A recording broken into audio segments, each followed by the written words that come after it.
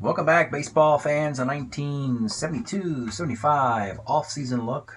Finishing up a look of the carry-on players of our league, the 12 players that each team has presently on their rosters in the years of 72, 3, and 4 to see if any of them can be improved into a different year in this timeline as a substitution in the draft. Instead of drafting a new player, improve a player you currently have. It's an option. This is the fourth and final installment of the series. We got through alphabetically by team, Philadelphia last time. Just a review here. You have a player and his year here. So you have 6, 4, and 2 in the beginning year. And then, of course, when we draft, we add 2 72s, 2 73s, 2 74s, and 2 rookie 75s. In this area over here, I'd highlight if one of these guys gets better in one of these other years. We left off with Philadelphia. Let's take a look at the next team, and that is your world champion Pittsburgh Pirates. And do they have an opportunity to improve a roster? The 12 guys coming back from a year ago, they got World Series rings on their fingers, and I'm trying to improve them. So are there any guys here who get better in a different year? And my goodness, folks, I didn't expect to see this, but you got 1, 2, 3, 4 of these guys get better. And that would be wild to think that the Pirates are simply going to just begin by taking the 12 guys they already have and making them a lot better, and then start adding in the rest of the roster. We have a case made for Al Oliver in 74. So Al is presently a 789 OPS and a 385 in center field. We're saying in 74, he's 832 and a 3 in center field. So his batting average goes up to 321 to play some first base. That's a modest improvement. And again, you can simply wait till 74 comes around. You've got a 72 card, so it's no big deal. But if you want to make him better, you can make him better. Manny Sanguillen, 75. The case of 75, interesting. You're going from a 298, 726 OPS catcher into, in the year of 75, a 328, 842 catcher with a 451 slugging and a -2 arm. And in 72, I think he's got a -3. Yeah, well, I mean, you take 5% off the arm, but my goodness, you get Manny at the height of his batting average. He had a 328 season, I think, in 70 as well, I want to say. But 1975 was very good to Sanguillen. 328, 391, 451, 842. That's certainly worth improving.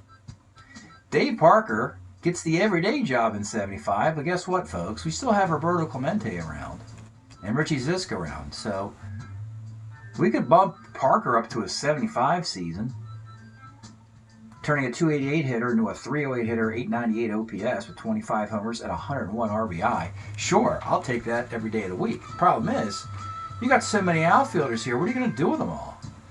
You got Oliver, Stargell, Clemente, Parker, and Zisk, and you can't play them all, even with a DH. You really need to put Stargell at first. That might work. And they could theoretically do that. But the best improvement, believe it or not, of these 4 guys, it's right here. Jim Rooker. Jim Rooker, a lefty they took out of Kansas City system. 74 Rooker. He goes from a number 4 starter. 74, he is 15-11, 278 ERA, 118 whip. Probably just as good as Steve Blass or Bob Moose on this team. And he immediately would move up to a number 2 starter, possibly the ace, joining Moose. And they traded Blass because they wanted to hang on to Bruce Keeson, who's with them throughout the decade. And Blass is like a time bomb. He's a ticking time bomb. He's got 1 more season left, and then he's terrible after that. So Rooker sort of replaces the Blass impact. Boy, Pittsburgh, you're in great shape. And you're just going to add, Willie Stargell, Rennie Stennett, Roberto Clemente, and Keeson to this mix. My goodness. All right, next up is Portland. only one of these guys, Bernie Carbo, we thought got better. And Carbo's got a pretty good card to begin with. So Carbo's got his, I think it's a St. Louis card. He's in 286, 397, 422, 819. He's a 3, -4, E7 in the outfield as well. But in 75 with Boston, and you remember his big offseason, the big postseason of 75 World Series, Carbo lit up his former team, the Reds. But the 75 Carbo here, same defense, 3 -4 E8. Average is 257, but it's a 409 on base, 483 slugging for Carbo. So batting average somehow drops 30 points, but the on base and slugging goes up drastically there. So that's something to consider for an expansion team, Portland, who's looking for every little bit of improvement you can get. I mean, just considering for a moment, if you're Pittsburgh and you're thinking of making Al Oliver better, it's probably not a big deal, you know. But if you're Portland, every single bit of improvement for a team who year in and year out is just trying to get back to 500 is worth taking. So that could very well be. Maybe you look at it as the Boston 75 mystique for Carbo. That's why they want to do that. San Diego has a couple guys. They're going to improve, or they think they can improve Enzo Hernandez, and it's got to be in one area. That's defense. It's a 338 shortstop. Can we get him into a 2? The answer is yes. 74, we can get Enzo to a 2 shortstop. That'd be nice to have. Doesn't seem like a lot, but you got to remember, making him a 2 shortstop makes their pitching staff a little bit better. And speaking of making the pitching staff better, Randy Jones is currently a 3 starter. Well, not anymore. With Dave Roberts traded to Houston, now Randy can bloom into the number 1 role with a 75 card. What does Randy Jones do? Let's compare it. So Randy Jones is sitting there with a 73 card. And with his 73 card, he is 7-6 with a 3.16 ERA at 139 innings and a 118 WHIP. That's pretty good. But in 75, he becomes a 20-game winner. 2.24 ERA. 1.04 WHIP, can pitch on 3 days rest. Goes right to the front of that rotation. And Randy Jones. We like to get Randy. He's a fan favorite here in the carryover league, at least in the fall league. We like to get him at the height of his powers as soon as possible. So another bad team like Portland, San Diego, they're probably going to do that for Randy Jones. That would hinder them bringing the young players up. It means they can only add one other 1975 player. Could be Dave Winfield. We'll have to wait and see on that one. Seattle, the Seattle Mariners. You know, they're always, they're looking to improve. Danny Thompson, tragically, he passed away very young in the decade of the 1970s. He's got a decent 72 card, but you can bump him up into the best year of his career, 1975. Have that card for 4 years. That card for Danny, as a shortstop, he's a 336, but a 270 hitter, 657 OPS, that's okay. But at least he's a 270 hitter, and at Seattle, you have a steady shortstop. Rich Folkers gets a little bit better as a pitcher. Setup guy, 361 ERA. You can bump him up to a 1.14 WHIP and an ERA of 3.74. And then lastly, Steve Busby's got 2 years better than the one he presently has. He got into the league with a 73 card. Probably wasn't ready. He can pitch on 3 days rest, but his ERA is 4.23 and he walks a ton of guys. He's got a WHIP of 1.47. The good news is he's got good 74s and 75s, all with Kansas City, but believe it or not, the Royals are just going to pass on Busby because they're going to bring up Dennis Leonard. They still got Roger Nelson. They still got Marty Patton. So they just elected just to pass on Busby altogether. And probably a smart move, as he doesn't really contribute too much to that playoff, to those playoff appearances the Royals enjoyed, and from 76 to 78 and 1980. Busby didn't contribute a ton to that. It was Leonard and Gura and Splittorff and Marty Patton and some others. So Seattle gets to enjoy the benefits of Steve Busby. Next up, the Giants. They were the one who made the move for Mike Marshall because the Dodgers were like, meh. But he pitched 200 innings and won the Cy Young Award. And the Dodgers were like, meh, who cares? We don't see the value in a relief pitcher who pitches 200 innings. You know? I mean, we can get a closer, it's fine. We love our starting pitching of Sutton and Messersmith and Osteen and Tommy John. Marshall's just going to come in too much and gum it all up for us. So the Giants said, we'll take him. And the Giants have a weak bullpen, and they could use Marshall. So that's that 74 Marshall year. That can come into play on a division rival. Wouldn't that be fun to watch, huh? Giants-Dodgers rivalry getting a little bit more interesting with Marshall on the wrong side of history. Jim Barr's got a really nice 74. He's got his 72 card is pretty good, actually. He's got a 2.87 ERA, but he can't pitch on 3 days rest. He's got a 1.15 whip. But let's take a peek here at Jim Barr in the year of 74. And we find him. He's got a 112 whip, can pitch on 3 days rest with a 2.74 ERA. The pitching on 3 days rest will work in rather nicely with Ron Bryant, which means that Juan Marichal can probably move down a peck in that rotation to a 3 or 4 starter. He's getting very old now, so he's no longer able to carry the Giant rotation. It's up to the younger players, Ron Bryant and Jim Barr, to start doing that. Crispier, crunchier Chris Spire's got a great 72 card. And then in 75, it's even better. Let's compare the two. So Spire, 222, 761 OPS with 15 home runs in 72. What does he do in 75 to make it better? 214, better defense. 271 average, better bat. 777 OPS, 10 homers, 69 RBIs. It's a 4-year contract, so you can get him into that now.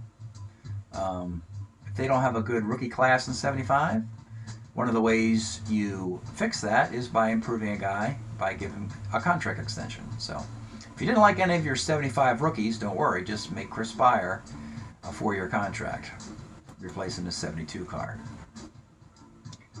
Next up, the Cardinals. All right, they traded with Boston and got John Curtis. John Curtis was scuffling in Boston's pen, but in 1973, Curtis can pitch on 3 days rest. Something the Cardinals might want, as Sonny Siebert can no longer do that.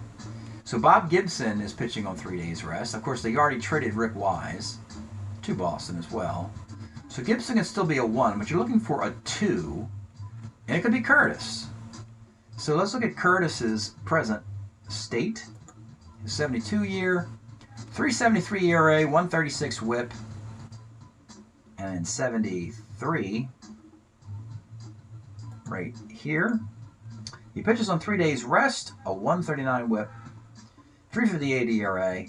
Doesn't really get statistically significantly better, but the key here is pitching on 3 days rest. You need somebody to do that along with Gibson. You need at least 2. Otherwise, if you only have one guy, you're going to need a 5th starting pitcher. So you try to avoid that with 2 guys pitching on 3 days rest. And presently, they just have Gibson. So they have Gibson, they do have Sonny Siebert, they do have John Curtis, and they do have this Scipio Spinks guy here, who's a rookie and only had 1 good year. Of course, you could also bring up Bob Forsch. Bob Forsch will be a rookie in 75. But you've got some other stuff happening in 75. You don't bring up Bob Forsch, and you don't really have a spot for him unless you move Spinks or Siebert to the bullpen for Forsch. You could do that. But Ted Simmons, folks, 75, Simba has his best batting average ever. We got a 72 card in the league. Nice power, 303, 801 OPS. But in 75, Simba hits 332, 887 OPS with 18 homers and 100 RBIs.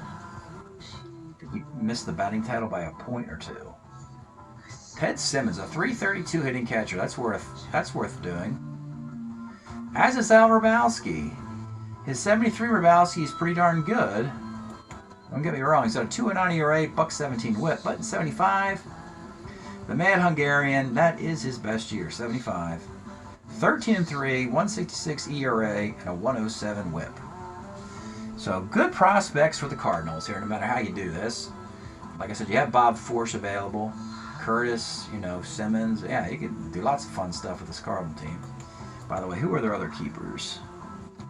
Lou Brock and John Kennedy, the shortstop, and Joe Torre. So Torre and Brock are coming back, not nearly as good as their 71 cards, but they're coming back. Next up, we go to the American League. The Texas Rangers, a team that is in a scuffling period of the early 70s. They don't start doing, well, they've got one good year with Billy Martin coming up. And then it's kind of an outlier year. And then they kind of fade again until they get Buddy Bell, now Oliver, and Mickey Rivers on the team later in the decade, and Richie Zisk, Danny Darwin, Doc Medich, Jim Kern, guys like that. But right now, this Texas team has got a lot of Washington Senators still on it. They did trade for Joe LaHood in the offseason.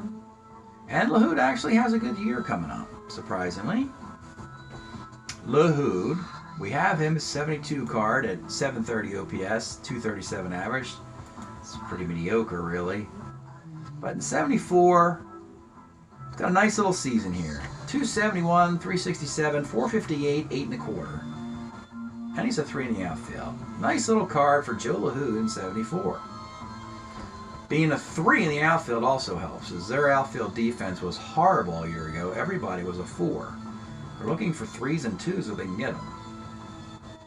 Speaking of that, Jeff Burrows, yeah, he's your 74 MVP, though. We think we've had his 73 card for 2 years now, and we just think it's better, or it's close enough. But maybe it's time to move into that MVP card.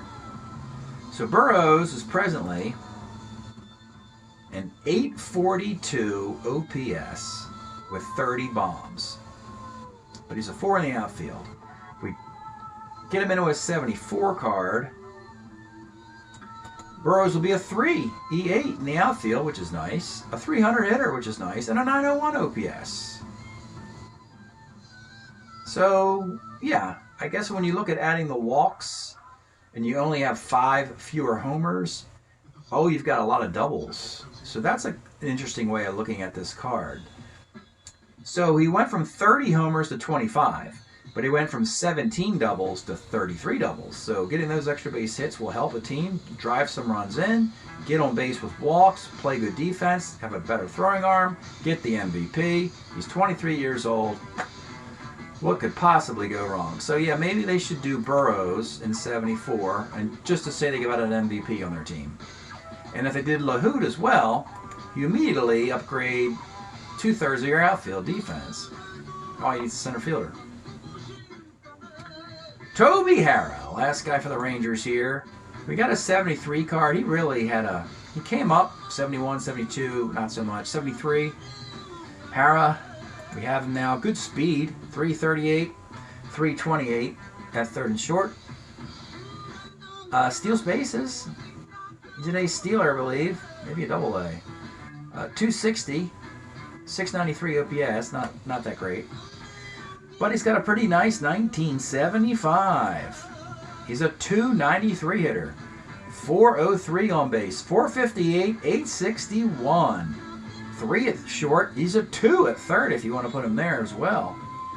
Gosh, I didn't realize Harrah was ever a 2 at third base. I know he was a 313 with the Indians and a 323, I think. But there you go. 75 Toby Harrah. Hey, Texas, why not do this stuff? You got nothing else to lose. You're in the division with Oakland, and you're not that good. But get Burrows, Harrah, and maybe LaHood. And they're also going to bring Frank Howard back for 1 more year. Bill Hands they traded for. They got Paul Lindblad, a great reliever. So lastly, we'll go to the Toronto Blue Jays, the team that stole everybody's hearts last summer They went to the playoffs as a wild card, which was a tremendous achievement, as they didn't even exist in this timeline. We put a decent team together for them. Some of those guys are still here that helped a lot. Rorik Harrison, Brazil, Doyle Alexander, Mike Lum, Carl Morton had a big year. Those guys are coming back. But can we get any of them better? Well, Jerry Royce was a big addition. They got him out of Houston, he wasn't really that good.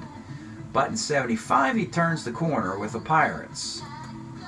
Again, and means that the Pirates are not going to have Jerry Royce, and Jerry Royce will eventually go to the Dodgers anyway. Well, we have Jerry Royce presently with a 73 card, 3.74 ERA, 1.38 WHIP, nothing special there. But in 75, for the Pirates, his ERA drops to 2.54, and the WHIP goes down to 1.27 for a Pirate team. So, yeah, these Toronto Blue Jays, it's always going to be a struggle in this division. They have the worst draw, being the lone expansion team in a division with Baltimore, Boston, and New York. And they don't really get the reinforcements till the early 80s, really. And that's why a lot of the time in this carryover league, they get the brunt of it. They get some bad seasons. But last year was a great season. They made the playoffs as a wild card. So they're going to try and stay as close as they can. It's going to be a hard battle because it looks like Boston, New York is going to get a lot better. Baltimore is Baltimore. They'll probably be still in playoff contention. So Toronto's going to have the work cut out for them next year. And really, outside of Jerry Royce, their carry-on guys don't get a lot better. Plus, the keepers are getting older, too. Oh, those Mets. Tommy A.G., the Mets gave him away, and Ed Kranepool, they gave him. All those old Met players end up in Toronto in this timeline. But A.G. is getting old. Kranepool, however, is doing some nice stuff. Ed Kranepool, he'll hit 323 in 75. That's good news. He'll be the leading hitter on this team.